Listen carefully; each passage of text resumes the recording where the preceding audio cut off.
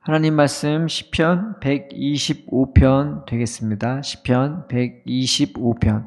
여호와를 의지하는 자는 시온산이 흔들리지 아니하고 영원히 있음 같도다. 산들이 예루살렘을 두름과 같이 여호와께서 그의 백성을 지금부터 영원까지 두르시리로다. 악인의 규가 의인들의 땅에서는 그 권세를 누리지 못하리니 이는 의인들로 하여금 죄악에 손을 대지 아니하게 함이로다. 여호와여, 선한 자들과 마음이 정직한 자들에게 선대하소서. 자기의 굽은 길로 치우치는 자들은 여호와께서 죄를 범하는 자들과 함께 다니게 하시리로다. 이스라엘에게는 평강이 있을지어다. 아멘. 오늘 본문에 하나님을 의지할 때요. 하나님을 의지할 때 하나님께서 우리를 이렇게 감싸 주신대요. 이게 개역 개정에서는 둘러 주신다고 했는데 다른 대부분의 번역본에서는 감싸 주신다고 그렇게 표현을 했습니다. 그래서 하나님은 우리가 마치 처음부터 그랬던 것처럼 영원히 흔들리지 않도록 그렇게 나를 감싸 주시고요. 그리고 영원토록 그 일을 해 주신대요.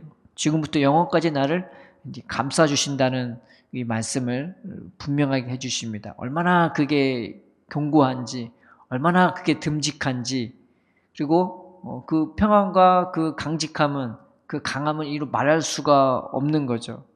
여러분, 산들이 뺑 나를 위해서 둘러싸고 병풍처럼 둘러싸고 있다고 쳐봐요. 이미 예루살렘 그 산성도 굉장히 견고한 그 산성인데 그 예루살렘을 또 하나님이 이렇게 둘러싸고 있는, 그것도 산처럼.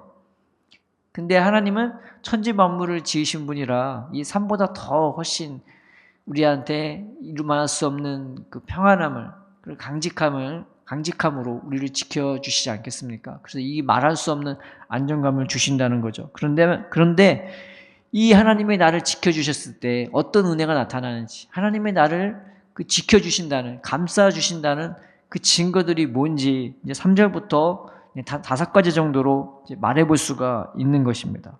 하나님이 나를 감싸주실 때 우리의 삶에 어떠한 증거들이 나타나는 건지, 나를 감싸주신다는 그 증거, 첫 번째가 뭐냐면은 악인의 규가 권세를 누리지 못한대요. 그냥 악인이 아니라 악인의 규래요. 악인의 그 규라는 것은 그 통치 막대잖아요. 최고의 권력자가 붙잡을 수 있는 그런 막대기입니다. 지팡이에요. 그런데 악인의 규가 권세를 누리지 못한다는 것은 이 악한 자 중에 제일 높은 자도 내 앞에서 권세를 누리지 못한다는 거예요. 아무 힘이 없다는 거예요. 그러니까 마귀도 우리한테 권세를 누리지 못한다는 이 굉장히 놀라운 은혜가 되는 거죠. 가장 높은 마귀도 우리한테 영향을 끼치지도 못하고 나한테 통치 막대기로 휘둘러서 너 쟤를 저렇게 공격해라 뭐 아무리 명령하고 권세를 누리려고 해도 그것이 나한테 전혀 영향을 끼치지 못한다는 것입니다. 왜냐하면 하나님이 나를 그렇게 둘러싸 주시고 있기 때문에 이게 안 먹히는 거예요. 또 두 번째는 하나님이 나를 감싸 주신다는 증거 중에 하나가 뭐냐, 죄악에 내가 손길을 대지 않는 거예요. 오늘 이 3절에 보면은 의인들로 하여금 죄악에 손을 대지 아니하게 함이라. 하나님이 나를 지켜주시는 평강 가운데 그 나타나는 증거 중에 하나가 뭐냐면은 내가 죄악에 손을 대지 않고 내 눈길도 주지 않고 마음도 가지 않는 거예요. 그래서 죄를 못 짓기도 하고 안 짓기도 하는 거예요. 하나님이 나를 지켜주신다는 증거, 바로 하나는 마귀가 나에게 감히 다가오지 못하고 권세를 누리지 못하고요, 나도 죄악에 손을 대지 아니하고 눈길을 주지 않고 마음을 주지 않는 것입니다. 세 번째는 뭐냐면 주님이 나를 지켜주시고 있다는 증거, 주님이 나를 감싸주시고 있다는, 산처럼 나를 감싸주시고 있다는 증거가 뭐냐, 내 마음이 선하고 올바르게 가는 거예요. 내가 교만하지 아니하고 그 하나님이 주시는 은혜로 평강으로 말미암아서 늘 선한 마음으로, 늘 올곧은 마음으로, 올바른 마음으로 살아갈 수 있게 되어지는 것입니다. 그래서 4절에 보면은 여호와여, 선한 자들과 마음이 정직한 자들에게 선대하소서. 내 마음이 선하고 바르면 하나님도 나에게 선하고 바르게 행해 주세요. 내 마음이 정직하면 주님도 나에게 정직하게 해 주시는 것입니다. 그래서 주님의 나를 선하도록, 올바르도록, 올곧도록 착하고 좋은 마음과 정직한 마음으로 행할 수 있도록 주님이 나를 평강으로 지켜주시는 것입니다. 네 번째는 뭐냐면은 악인과 함께 다니지 않아요. 5절에 보면은 자기의 굽은 길로 치우치는 자들은 여호와께서 죄를 범하는 자들과 함께 다니게 하시리로다. 내가 악인과 함께 다니지 않아요. 악인과 같이 다닌다는 것은 그들과 같은 말을 하고 그들과 같은 생각을 하고 같은 대화거리를 가지고 쓰잘데기 없는 얘기들을 하거나 비판적인 얘기를 하거나 음탕한 얘기를 하거나 별 영향가가 없는 얘기를 아무렇지 않게 하는 것. 그들과 생각, 마음, 언어, 행실이 다 똑같은 것을 의미하는 거예요. 근데 그들과 함께 다니지도 않는 거예요. 그렇다고 세상을 뭐 칼자르듯이 잔다는 그런 의미가 아니라 내 삶의 중심과 그 방향이 늘 하나님과 함께 다니는 것을 의미하는 것입니다.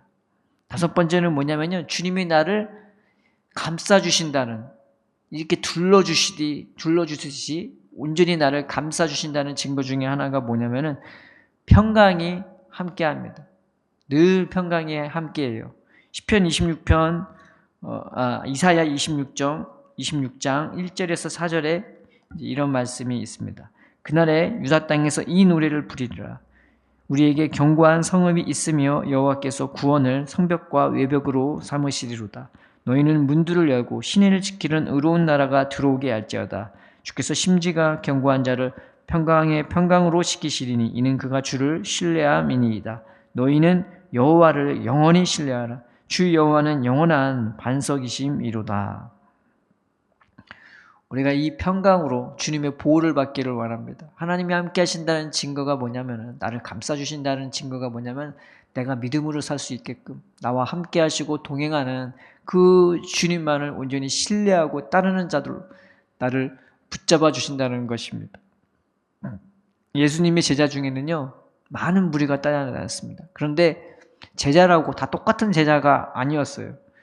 그 성경을 잘 보잖아요. 특히 요한복음을 보면요, 예수님이 기적을 행하면은 갑자기 우르르르 몰려가요. 기적만 행했을 때, 기적이 보여졌을 때만 따라가는 제자의 무리가 있어요. 그런데 그 제자들은요, 좀만 자기 생각에 안 맞거나 주님이 이상한 말 하면 여지없이 또 돌아서요.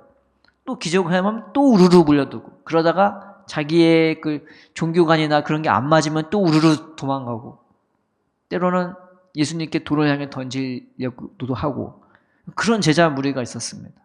우리는 어떤가요? 오늘 하루 살면서 막 하나님이 나에게 내가 원하는 평강을 주면은 막 그때만 우르르 몰려가거나 돈을 준다거나 성공을 준다거나 명예를 준다거나 뭐 그럴 때만 예수님께 다가가는 것은 아닙니까? 또 예수님의 무리 중에는 그냥 무리처럼 예수님을 따르는 사람들이 있었어요. 근데 예수님께 가까이 다가가지는 않는 거죠. 또 12명의 제자가 있었어요. 이 12명의 제자는 예수님과 늘 함께 했지만은 가장 중요한 순간에는 가까이 하지 못했어요. 또 세 제자가 있었어요. 예수님이 특별히 이 세 명의 제자는 많이 데리고 다녔단 말이에요. 정말 중요한 순간에 데리고 다니면서 보여주게 하셨어요. 그런데 베드로는요, 나중에 보면은 예수님이 너는 나를 따르라고, 예수님이 십자가까지 따라가게 하는 그런 영광을 얻었지 않았습니까?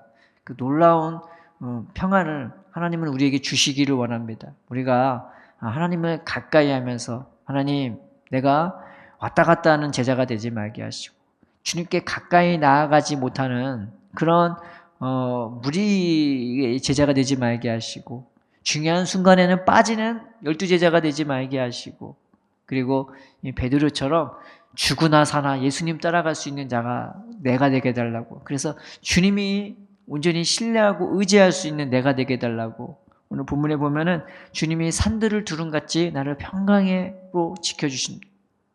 이 평강이 얼마나 놀라운지요. 이거는 어떤 자연적으로 환경적으로 이렇게 오는 게 아니라 하나님이 내 곁에 계심으로, 내 안에 계심으로, 나를 둘러싸 주심으로 오는 평강입니다. 얼굴에 빛이 나고 이 생명은 이루 말할 수 없는 기쁨이고 그리고 안정감입니다. 뭐 콘크리트 벽보다 훨씬 강하고 단단한, 그 어떤 것보다 강하고 단단한 평강입니다. 그래서 평안이라 안 그러고 평강이라 하지 않겠습니까? 오늘 주님을 가까이 하면서 하나님 나한테 이 평강을 주옵소서.